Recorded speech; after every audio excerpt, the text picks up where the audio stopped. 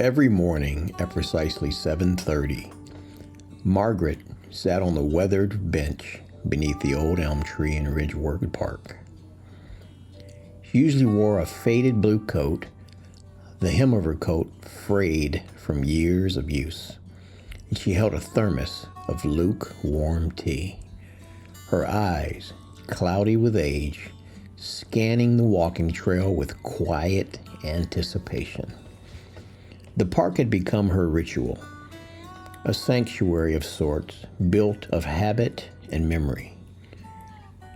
She came to the park to watch the joggers, the squirrels, the wind stir the branches, but most of all, she came for him. They met here 70 years ago. Margaret was 17, hair like wildfire, and the eyes to match. Thomas was 19, all clumsy limbs and a poet's soul. He'd sit beside her and scribbled in his notebook. "Writing about me?" she teased. "No," he lied. From that day, the bench had belonged to them. They carved their initials beneath it with a house key and shared dreams that reached beyond the horizon. Dreams of France, children, novels, forever. They did travel. They didn't have children. And he never finished the novel. One gray September morning, Thomas collapsed while tying his shoes, and he never got back up. Now Margaret visited every day to remember, to whisper secrets to the wind, to wait, maybe foolishly, for something, anything that felt like him. One morning, a boy no older than 10 approached the bench. He had messy hair, eyes too solemn for his age.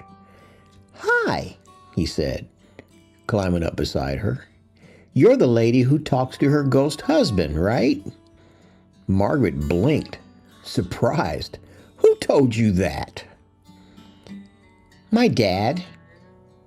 He says you're here every day, talking to someone who isn't there." She laughed softly. "I suppose I am." The boy reached into his backpack and he handed her a small notebook. On the front, in very neat, childlike handwriting, it read, "Letters to the lady on the bench." She flipped it open. Inside were notes, observations, kind ones. Notes that read, "You look sad today. I hope your husband heard you.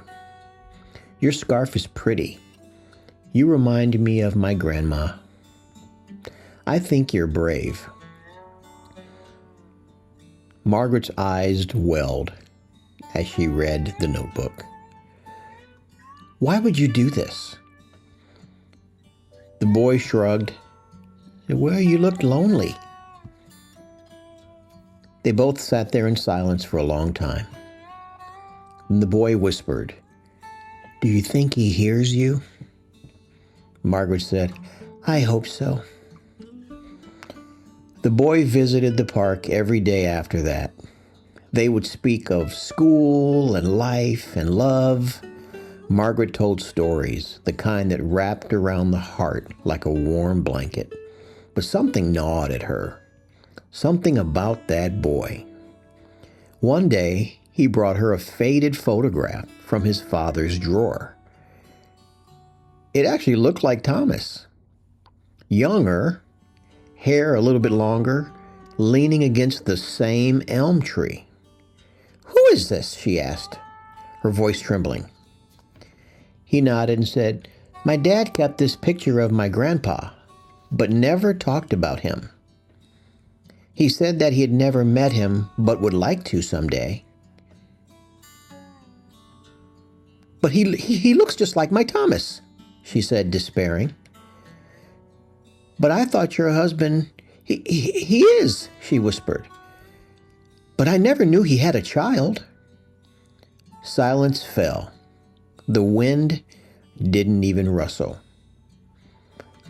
I think he loved you very much, the boy said. My grandma, she died before I was born. My dad never talked about her much, but he kept this picture.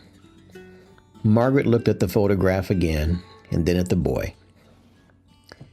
You're his grandson. He nodded. I guess I'm yours too now. Margaret began to weep for the years lost and the ones somehow returned.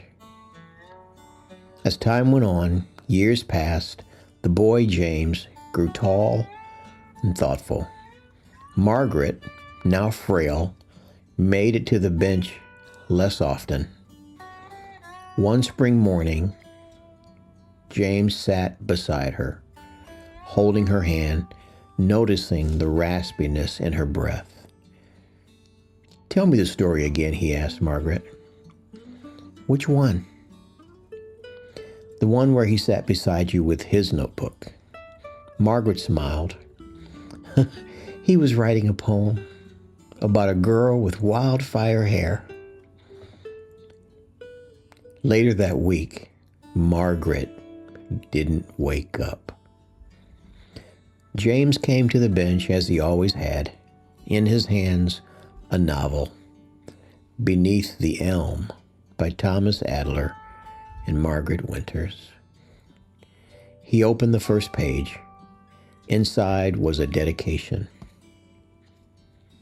To the girl with wildfire hair, the boy with the poet's heart, and the grandchild who brought them home to each other. You walk away from the story and you wonder, who have I lost that still lives in the corners of my life? What words did I leave unsaid?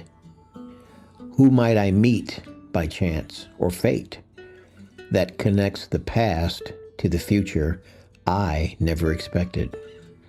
And most haunting of all, what stories am I still carrying, waiting for someone to listen?